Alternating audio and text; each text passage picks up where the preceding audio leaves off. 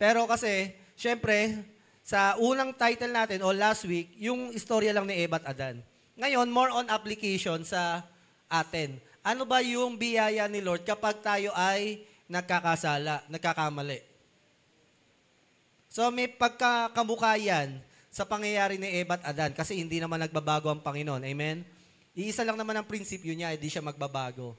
Pero dito ay mas pag-aaralan pa natin para mas makarelate tayo na kapag ikaw ay nagkamali, alam mo kung o madali mong mauunawaan kung paano gumaganap yung biyaya ng Diyos sa iyo.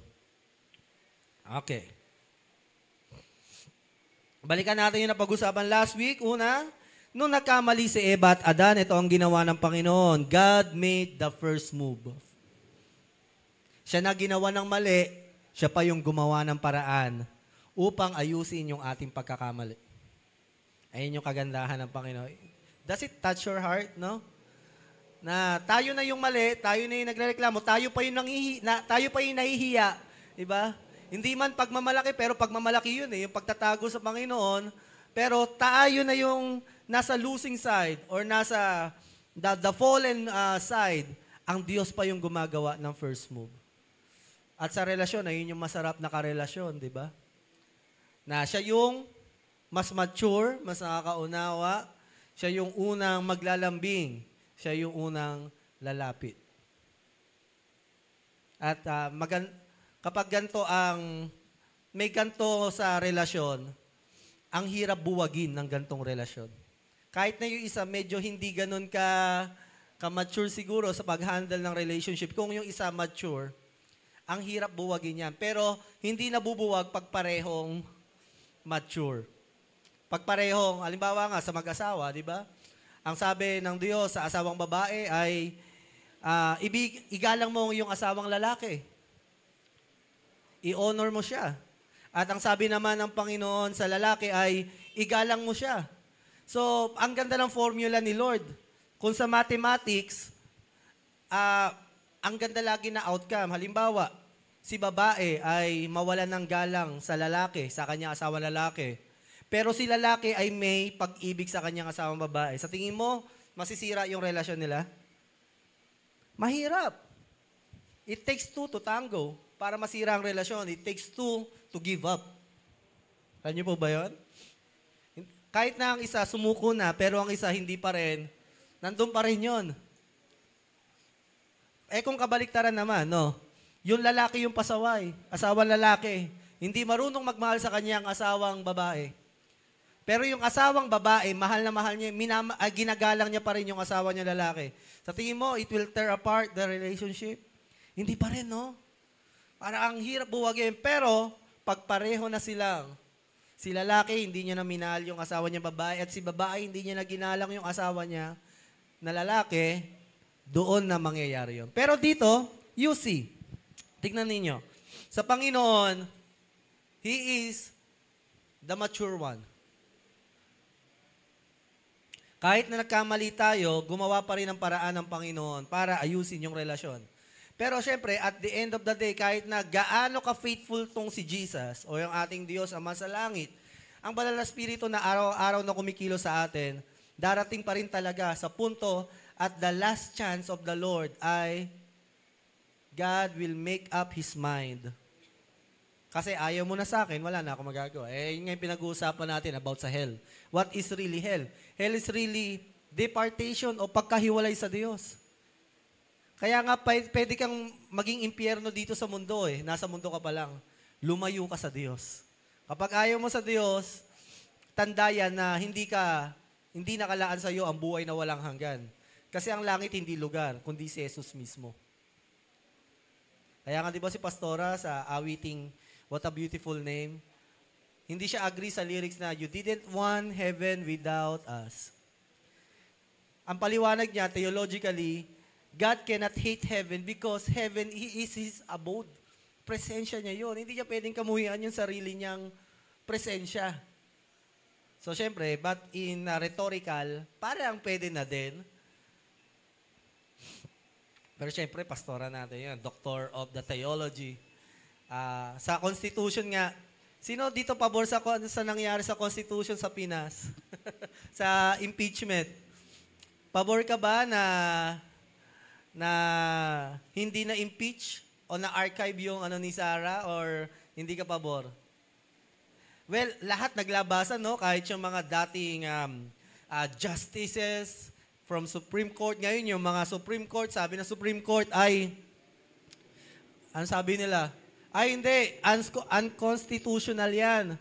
Ngayon, sabi naman ng mga expertise na legal luminaries, which is, they are really legal luminaries, sabi nila, constitutional yan. So, sino sa kanila ang tama? Ganito rin sa salita ng Diyos. Minsan, it doesn't matter kung how deep and how you truly know the word that you studied. Hindi yan kung sino yung kayang magpaliwanag talaga ng truth lang. Kaya hindi ko sinasabing dapat ipaliwanag yung katotohanan. Dapat tama ang interpretation. Pero ang tanong dito, who can adhere to the Word of God? Who can adhere to the Constitution of the Philippines? Ayun yung tanong eh. Lumalabas tuloy yung pangarap kong maging abogado. Pasensya na, nasingit lang. Pangarap kasi, kung hindi ko siguro di ko nababanggitin. But, ayun nga, darating ang panahon, God will make up His mind. Dahil ayaw mo na sa akin, wala na ako magagawa. Okay, I'll let you go. Doon ka na sa hell. He came in a cool day. Kita mo ang Panginoon, no? Kay Eva at Adan, dumating siya, not in a intimidating, in a harmful environment or atmosphere. Kapag nagkamali tayo, hindi agad nakakatakot yung ginawa ng Diyos kay Eva at Adan. Kumbaga, dumating siya ng may magaan na atmosphere, very welcoming. At the same time, hindi lang welcoming yung presence, tinanong pa niya, di ba? Nasan kayo? Parang hindi naman alam ng Diyos kung nasan si Eva at Adan. But we know that God asked where Eve and Adam, gusto rin kasi ng Diyos, ayaw ko kayong pinipilit, o nandyan ka. Ang gusto ng Diyos, kayo mismo. Kasi relationship to eh. You need to show up. Dumating na nga ako eh, di ba? Nandito na ako, nagtatanong na din ako. Kailangan mo rin mag-respond, hindi palaging part ko. Parang sa buhay Kristiyano, hindi palaging part ni Holy Spirit. May pananaw nga tayo, di ba? Ang alam natin kay Holy Spirit, comforter. Hindi siya controller na parang hindi ko lang magagawa yan unless controlling ako ni Holy Spirit. No, ang tawag sa kanya, helper. Ibig sabihin, you have your part and God will do His part as well. It's a partnership. Kung hindi ganun, sana hindi na lang tinawag na helper. Di ba? Si Holy Spirit. So, it means dito, meron talagang part ang tao. At napakaliit na part lang. And God, nagtanong din siya dito, na tinanong niya si Adan, bakit, sino nagsabi sa inyong nakahubad kayo? Diba, nagtatanong na siya. Paulit-ulit niya, halos ibigay niya na yung salita sa bibig ni Adan. Pero hindi pa rin umaamin si Adan. Sinabi na nga ng Diyos, bakit? Kinain niyo ba yung bunga, nagbibigay ng karunungan sa tama at mali? Hindi pa rin umaamin si Adan. Bagkos, ay nagsisihan na lang sila. Diba? At ito yung nangyayari, kahit din sa atin. Dito, si Eva at Adan, dahil hindi na sila umaamin, God exposed their sins. Si Lord na, parang yung kay Akan. Naalala niyo yung story ni Akan sa Old Testament? Kung saan nanalo sila sa gera, tapos si Akan nagtabi ng ilang kayamanan. Tapos dahil doon, ay sumali uli sa gera ang Israel, pero natalo sila at nagtanong sila, bakit kami natalo, Lord? Sabi ng Panginoon, meron kasing isa sa mga angkan mo na nagtago ng kayamanan, hindi sumunod sa akin. Anong ginawa ng Diyos? Grupo-grupo. I-grupo-grupo mo. Saan dyan? So, ginupo muna, una, tribo. Sino sa inyo ang nagnakaw o nagtabi ng kayamanan? Hindi umaamin. Hanggang sa pumunta na, angkan-angkan na. Pagkatapos ng tribo, angkan-angkan. Una, 12 tribes muna eh. Ayaw niyo maamin. Ngayon, pagkatapos ng 12 tribes, tinuro ni Lord, dito sa tribe na ito. Okay, dito sa tribe na ito. Sa tribe na ito ay merong kalpito, merong kilong-kilong, merong antipolo. So, meron sino dyan? Amin na kayo. Ay, hindi agad pamilya. Ano muna? Grupo-grupo muna. Kumbaga, mga taga-Garcia. Sino sa mga taga-Garcia? Pamilya sa Garcia. Hanggang sa ayaw pa rin umamin. Hanggang sa, at the end of the day, ayaw umamin ni Akan. Pero I believe, kung umamin si Akan, he will be delivered. Pero, at the end of the day, hindi pa rin umamin si Akan. At dahil sa hindi niya pag-amin, si Lord na yung nag-expose sa kanya, sa kanyang pagkakamali. Ganon din nangyari kay Eva at Adan. They didn't admit their sin. And therefore, God has to do His part because He is holy. That at the same time, yun din yung paraan niya to save Adam and Eve. So, they were disciplined and they experienced the consequences of God. And dito, sa kabila ng yon, niligtas pa rin ng Diyos si Eva at Adan. Parang si King David. Hindi naman porket in-expose si King David ay paparusahan na agad. Dito makita mo, no? Si King David, nagkasala kay Bathsheba, pinatay niya asawa ni Bathsheba. Ang sabi ng Diyos sa kanya, pinadala si Samuel. Sabi ni Prophet Samuel, nagbigay siya ng kwento. Ano ba yung kwento na yun? May isang... Can you help me? Nakalimutan kayo story. Pero basta nagbigay siya ng metaphorical story na parang sinasabi doon, anong gagawin sa tao na ito? Sabi ni David, dapat siyang patayin yan. Hindi niya alam, pinapaamin na siya ni Samuel. Umamin ka na, ikaw na to, kinikwento na kita. Nung hindi umamin si David kay Samuel, sabi ni Samuel, ikaw ito, David. So, pagkasabi nito ay sinabi na ng Diyos yung magiging consequences ng pagkakamali ni David at it cost him the firstborn of David, yung panganay niyang anak. Pero David accepted the consequence and discipline of the Lord. Kahit di naman kami mag-asawa, kahit naman mga may position kami sa church o yung mga leader, di ba? Lahat tayo nagkakamali. Pero alam nyo kapatid, kapag may mga ganyan, tapos parang may mga sign na parang, uy, religion, parang parang pinapaamin na ako ni Lord. Kapatid, pag gano'n, kailangan, alert ka. Dahil nagbibigay si Lord ng mga gano'n, mga signals ba? Mga sign. Na para, ikaw na, wala namang problema. Confess your sin. Kaya nga dito, ang sabi, how God deal with our sins. Una, ganito ginagawa ng Diyos. Kino-convict niya tayo. Pinapaalala niya yung kanyang mga salita, anak, banal ako. Anak, wag mong gawin yan, mali yan. At the same time, pagkatapos siya tayo convict, patatawarin niya tayo.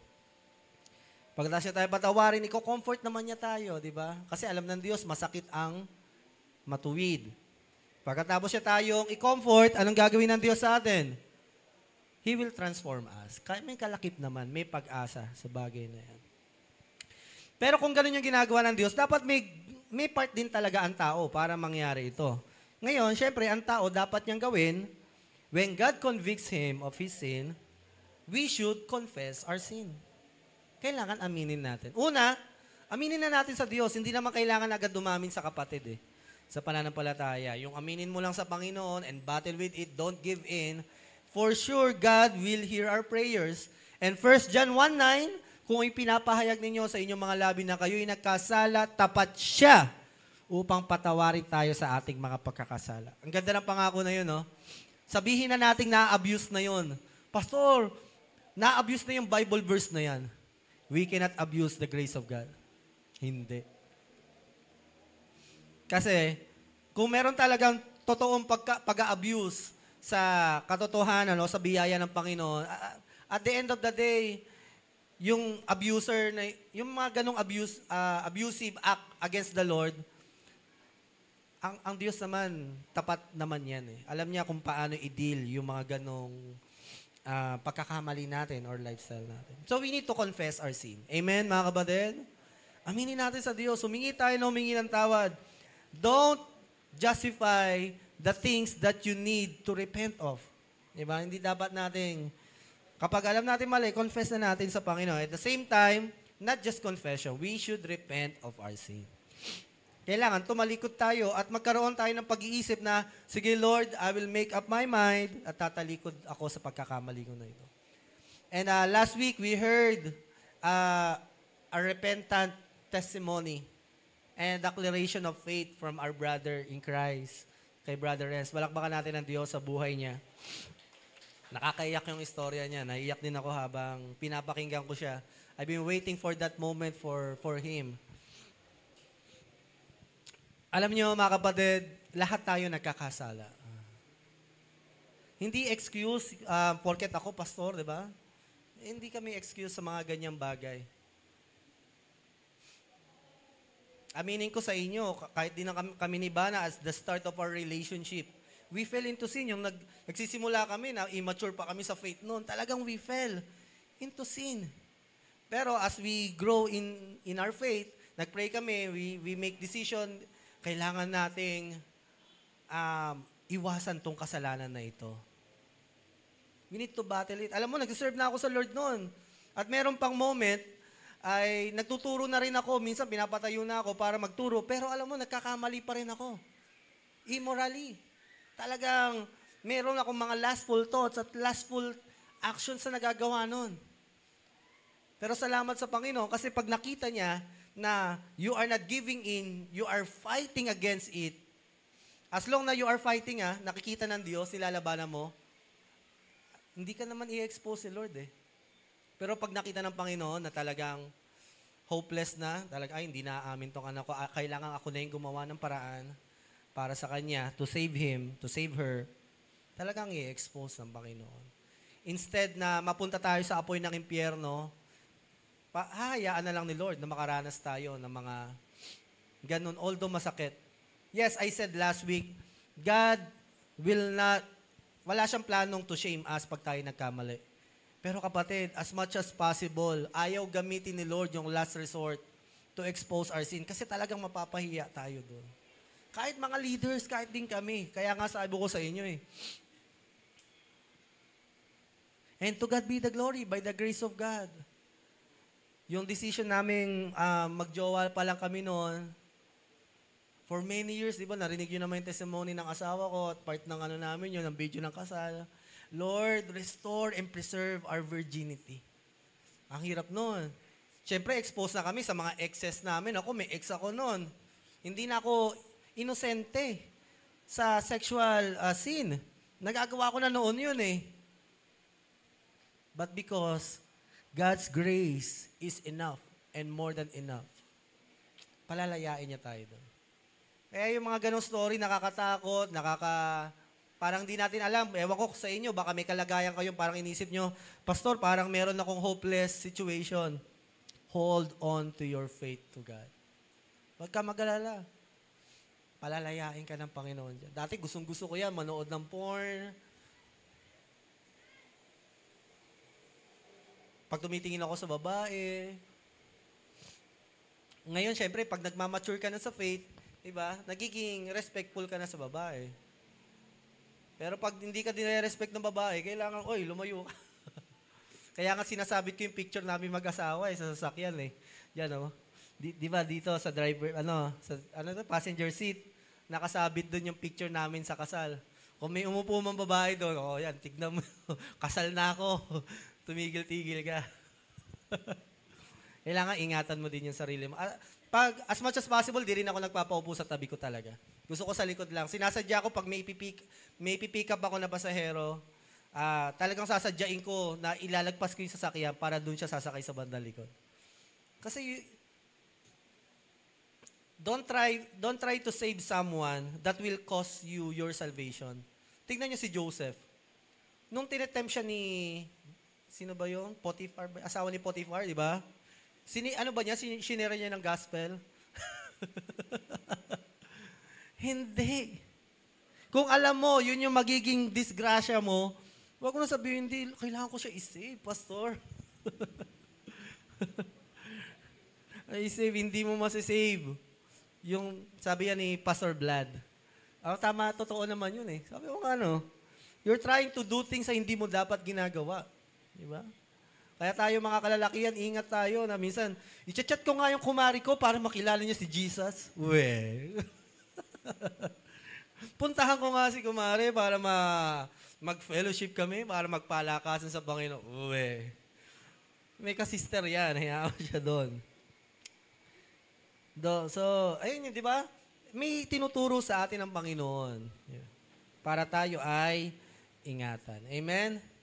Kaya, salamat for being patient with us. Noong mga panahon din na yon, ay nadisiplina ako noon, naalala ko eh. Yung Pastor Apollo, dati binibigay sa akin yung susi ng simbahan. May susian pa yan eh. Tapos, so nakita niyang parang nanlalamig ako kasi nai-inlove na ako kay Vanna noon.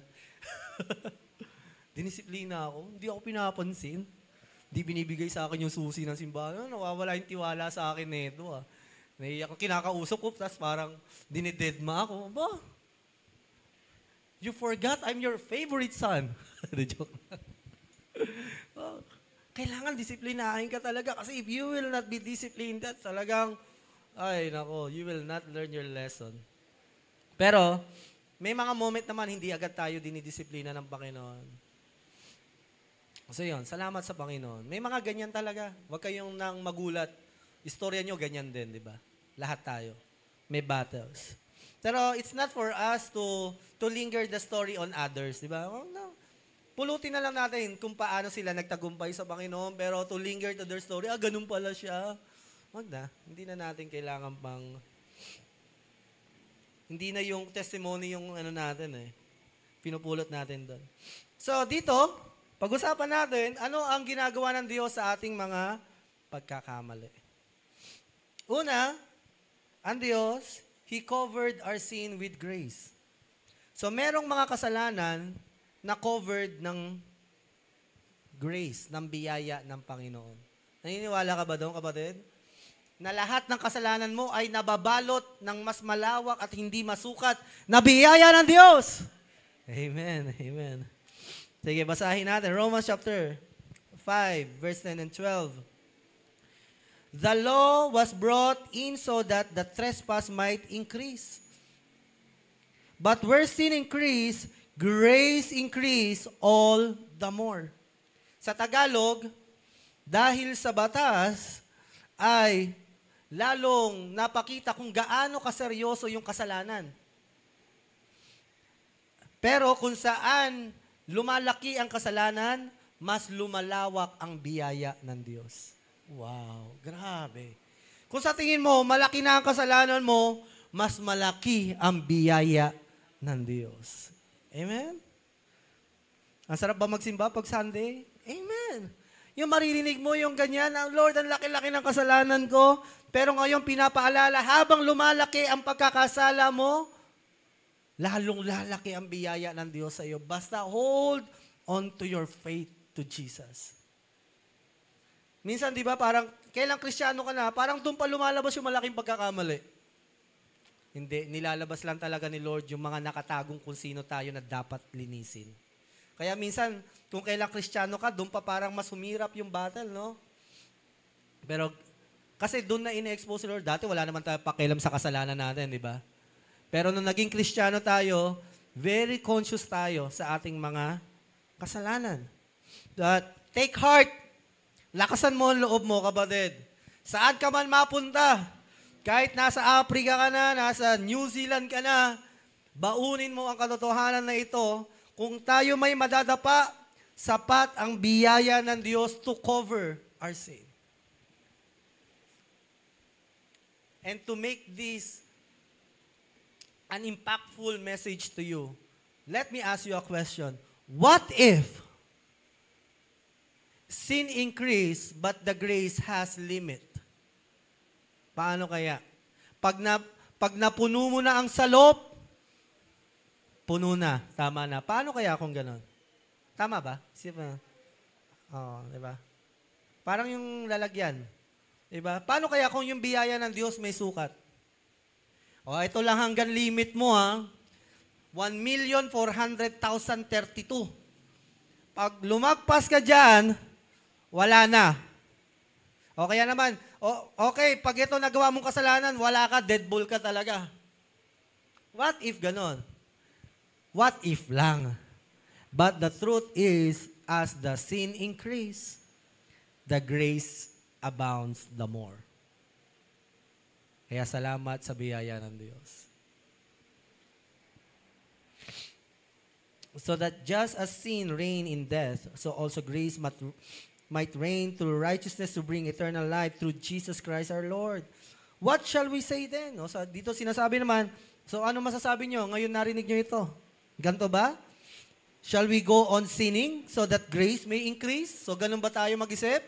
Dahil, mas malaki pala biyaya habang lumalaki kasalanan ko. So ang gagawin ko, dadamihan ko pa yung kasalanan para mas malaki yung biyaya. Ganun ba? Talino, no? Discarding Satanas. Mali yun. Hindi yun. Hindi yun yung mensahe. Hindi yun dapat natin pulutin. Ang dapat natin pulutin dito, na sa kahit anong sitwasyon ng ating buhay, laging may pag-asa sa Panginoon. As long na gusto mong manatili, magpatuloy at ilaban ang pananampalataya. Kaya nga kahit din ako noon, nahihiya ako sa Panginoon. Nagpipreach na ako noon dati pa, siguro mga 4 years ago. Hindi man ako talaga pumupunta doon sa pinakamalalim na experience again ng sexual sin. Pero, nahihiya ako, nagtuturo ako ng word, pero meron akong lustful action, lustful thoughts. Pero kung sa tingin nyo, sumuko ako, nandito pa kaya ako ngayon sa biyaya ng Panginoon. Kaya huwag ka susuko.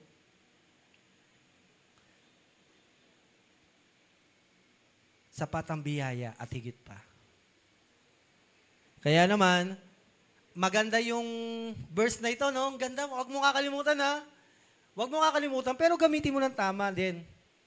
Huwag naman nating gamitin ito para lisensya para magkasala. Dahil pag ganun naman yung paggamit natin sa verse na ito, mapapahamak tayo. Mas malala yun. Mas delikado. Sabi nga ng Panginoon, kung yung mga taong hindi tumanggap kay Kristo mapapahamak, mas malaki ang kaparusahan ng tumanggap kay Kristo pero tumalikod sa pananampalataya. Mas malaki ang kaparusahan. So, ang ganda na Huwag na nating baliktarin yung katotohanan. Ang ganda-ganda na yan. Kasing ganda mo na sa biyaya ng Panginoon. By no means, we are those who have died to sin. How can we live it any longer? So sabi niya, no? Hindi. Hindi ganon. Patayin na tayo sa dati nating pagkatao. Kaya nga ang tawag sa akin, born again Patay na yun dati. Kaso nga lang tayo, no, mahilig tayo humukay ng patay na. Lagi natin kinakamusta. Kamusta na kaya yun dating ako? Bulok na yun Huwag mo nang balikan.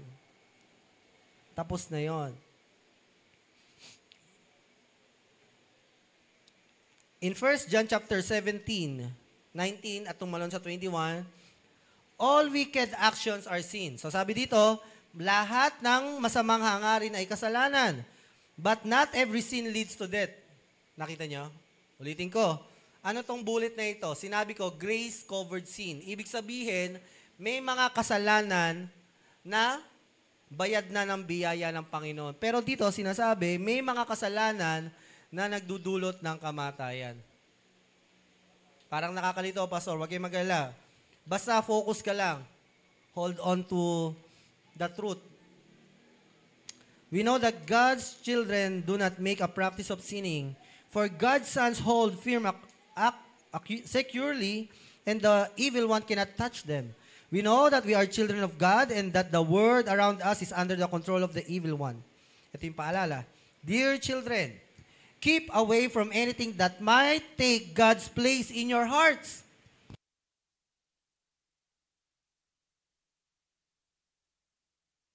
Nakita niyo yung paalala? Mga anak ng Diyos, mga anak sa pananampalataya, lumayo kayo sa mga bagay that might take God's place in your heart. Hindi pa yung nagtitake ng place, yung maaaring kumuha pa lang. So, ibig sabihin, paalala dito ng Panginoon, hindi ito biglaan na maago sa iyo. Ito'y unti-unti.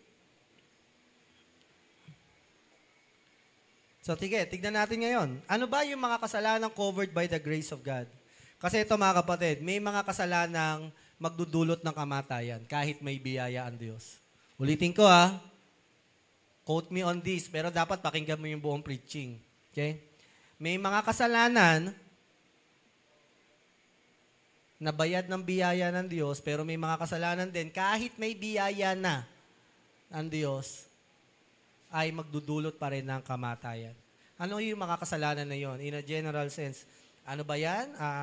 Homosexuality ba yan? Adultery? Anong kasalanan, pastor? So ito. Ito muna. Doon muna tayo sa mga kasalanang bayad ng biyaya ng Diyos.